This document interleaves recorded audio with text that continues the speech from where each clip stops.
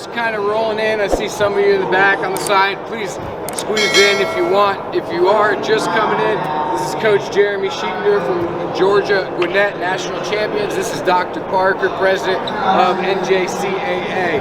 We're really talking about anything you want, baseball related. You are at the ABCA. The chance for you to learn, so come on boys, don't be shy. Who's got a question for any of them, for me? The high school program, I'm spending more time worried about personal development than I am player development. On my level, I build better people, I build better baseball players.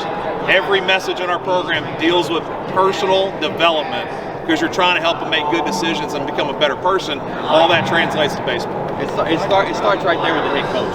Yeah. When you have people like Jeremy who are going to hold those characteristics accountable for themselves, it funnels down. The question is, just if you didn't hear, you know, how do you educate the public on the value and the level of competition at the junior college level? And it's really just sharing that word. When you talk about baseball, I mean, I spent 2 days ago, I spent 30 minutes on the phone with Jim Tomey, and all he wanted to talk about was his JUCO experience. But when you start talking about Albert Pujols, Bryce Harper, Roger Clemens, Andy Pettit, you name them, they came through the NJCAA. That's real baseball talent, and we have to tell that story. And what we've been doing more of is telling that story, not just for baseball, but for all sports, so that people understand. Save money, earn credits, get noticed, and that's critical. Really good question. As a coach, how do you trust the information, the data that's being presented to you in emails? I cannot answer that. I don't believe he can answer that because we're not dealing with that. This is the guy to answer that one. Kids' emails are great, right? Nobody's their biggest fan except for us. Like, but I'm going to call that coach and go, it says 6'6", what do you got? Because you had a scout day in the fall. What do you run? It says, you know, and again, I can always go look up stats. You just got to remember, like as a coach, there's always this back layer of people that are supposed to speak on his behalf. And if they won't, there's a reason why.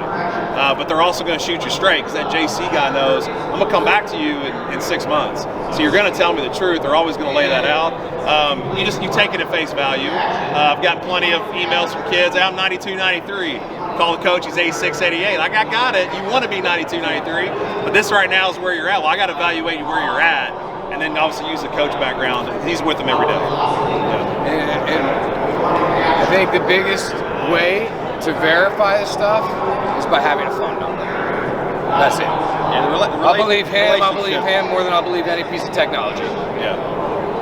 Me personally, I stay away from that. Because if a kid's transferring, he's transferring for a reason. I don't want to be the guy who, if it's his program and his program, even though the kid's leaving his program, I don't want to be the one to now help place him with another program. Like for my relationships and stuff, that's where my advice is, hey man, I think you should talk to your coach honestly, that you need to talk to your parents, maybe go back to your roots at home, talk to some of your friends, and really just try to discover where you are right now. Don't just run into something. But me personally, I try to stay away from being the middleman between colleges. Talk about, in a way, preparing the kids at a younger level for whenever they come to college, and they are not the guy right away. And to me, as a college coach, that was a big thing. I would always see a pattern of like early in the season, everybody's on board. When you get to week 2 or week 3 and that guy hadn't really got out there and pitched or hit yet, it's just deflation, pouting, and that kind of thing. Like, maybe talk to these guys about how to build that. Like that, to me, I think that's a huge. I appreciate your team. Yeah, that's a great question, Jeremy. Yeah. So like, what he's getting back to is these kids that show up, they're freshmen in our program, and they're just coming off being the dude at their high school or the JUCO, and you're trying to help them understand that. Remember when you were 14 and you got to high school and you didn't start as a freshman, you played JV, then your sophomore year you played a little bit more JV, maybe a couple varsity starts, then you were the man junior, senior year. Yeah, it's kind of how it's going to go here. So you're trying to help them have that perspective because obviously you want them to buy into what's going on in the development pattern. The tough part, I think, is it's too far removed and their ego is already where it is. So they forget that as a freshman you were humble.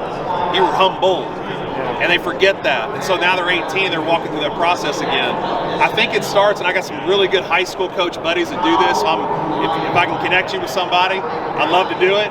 But here's the great part, like they make their seniors get invested with the freshmen. And so it forces them to don't get removed from it, hang out with all the 17, 18-year-olds, hang out with this 14-year-old and make sure he gets it. And then make sure you walk the path with him through his career, and it makes that transition better. And as a high school coach, you got to spend time reminding him of that. I know he signed with Miami, but hey, when you get to Miami, they signed a bunch of other dudes too. Yeah. So not that we don't think you can play, but man, you got to go in there and earn that job. And so it's always keeping that healthy perspective that you as the coach can give your player. And then obviously we do that on our, when they get there, hey, remember, that guy's 24. He's got a little bit more experience than you do. Let's have a healthy perspective about how you're going to mature in our program and grow. Those of you guys, go ahead. I was just saying, with the transfer portal now, I think everybody thinks in a way, it's a great thing. Like you were talking about recruiting it, but it presents a challenge there. Like it does. You bring in talented guys, and like as a coach now, you're having to kind of think like, well, I can see it now as a college coach. If I was a recruiting coordinator still, I would be thinking when I sign person X, in my mind right away I'm thinking, oh, I got person Y who's coming too. Immediately I'm thinking that could be not an issue because you got to bring the right kid on, but it's something you have to figure manage. out. And every guy on every good college baseball team, every hitter was someone else's 3-hole hitter.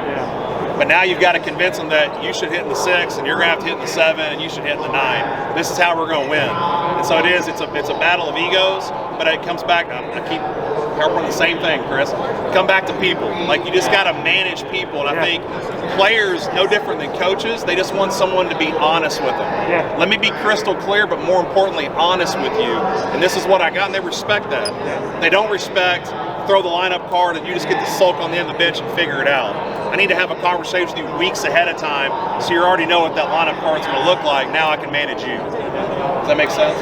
So in the recruiting process, would you say like you have a lot of guys kind of lose interest because you have that honesty? I mean, I think it's great, but like I know when I was getting recruited to schools, I mean, a lot of times you're just told everything you want to hear, you know, and then you show up and it's not that. So does that kind of help you weed guys out in a way? It most certainly does. A lot of times, and Josh goes through this too, like in recruiting, especially from a college coach perspective, sometimes recruits want me to get on the phone and just tell them how sweet they are, and I love you, you're the best player I've ever seen, and that's just, if you're not getting that.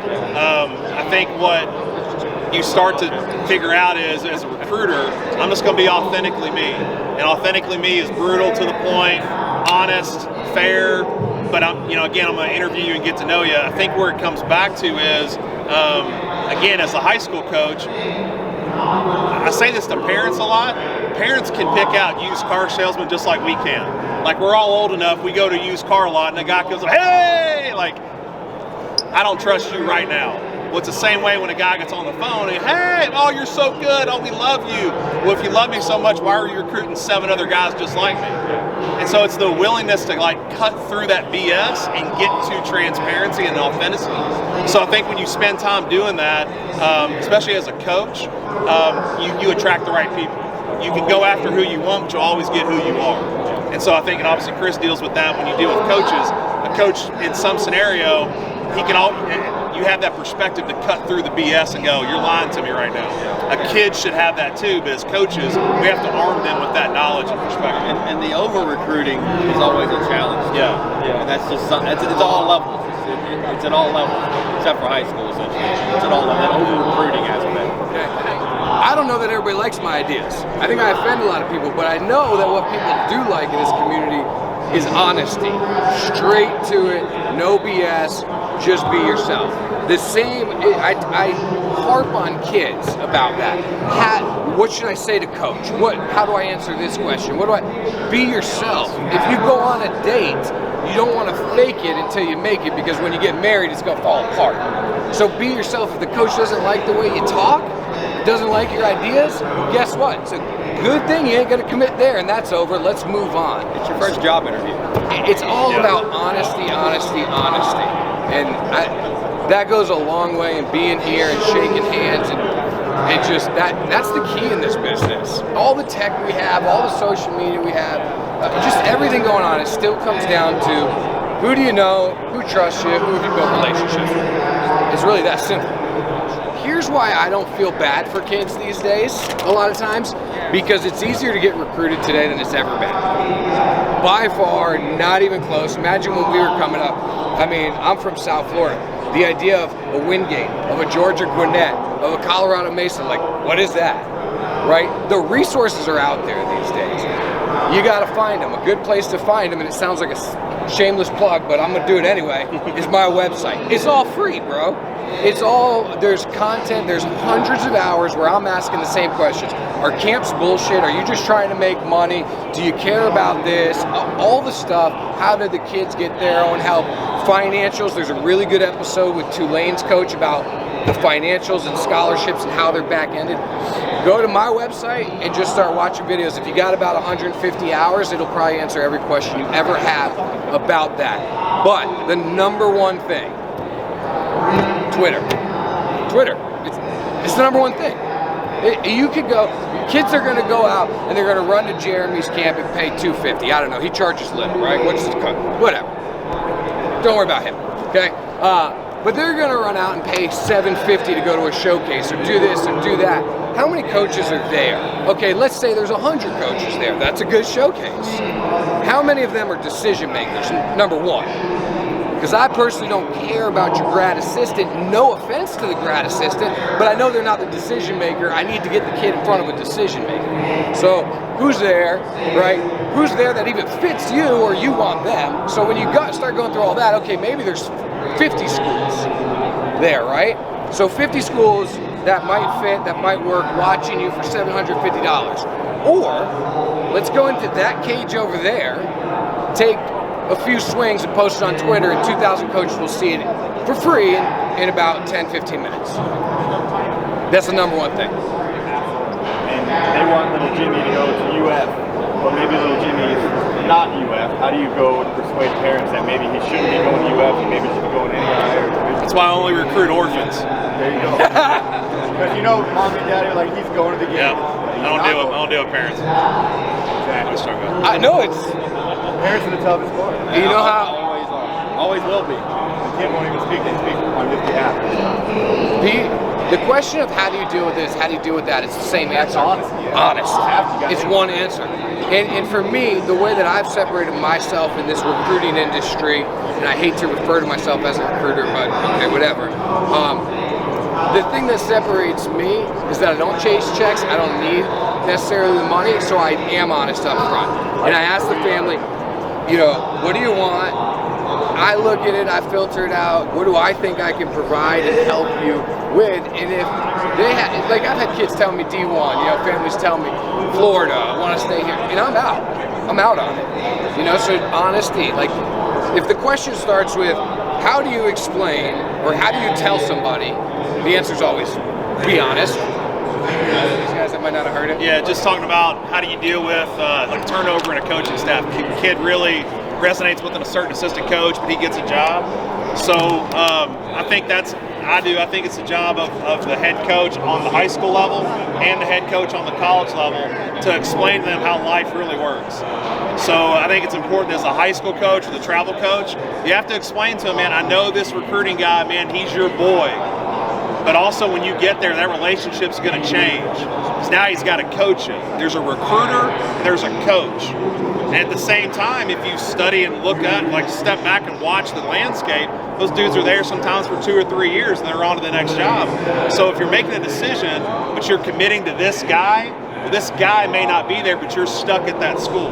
So as the high school head coach or travel coach, like help them with that perspective. Do you really love the school? Do you really love the head coach? Do you love the program? Everything about it. And I think as a head coach, if I know one of our guys is really connected with our pitching coach, man, that's great. But at some point, I've got to get to know that kid. There's a greater chance that my assistant's going to get a job than me leaving. So I need to make sure he's connected with us. But more than that, he understands what he's walking into as a whole. Because again, it ain't just you and that recruiter against the world. It's all of us trying to do something. So I think we all share a responsibility in that. Just helping educate them. Like there's a bigger picture here. If all coaches are removed, do you love this school? Because that's what you're committing to, or the program. Somebody else will take my job, but we need to be happy here. I do want to thank Dr. Parker, again, president of JUCO, for coming out here. Really unique perspective. And you know, one of the things that I admire about this guy is, again, just being a human being. I put a tweet out there one night saying some, I don't know, some bullshit to get people riled up. and it was about JUCO, and he responded, and he's like, "Oh, really?" And I'm like, "Who's this troll?" Click on him, president of NJCAA, and I'm like, "Shit. Okay, let me send him a message real quick." He got back to me. He eats ice cream like I do, you know? And we talk, like, that's so important, and now we develop a relationship, just being a real person. I appreciate your openness to me, to us, but your friendship also. Any last questions for Sheets or me? Thanks for coming. No. All right, we'll be around, guys. Happy to talk to any of you. Sheets. Sheets is going to stand right there. If you want to form a line, he will talk to everybody, all right? Thank you guys very much. Thank you, Prospect Select. Awesome.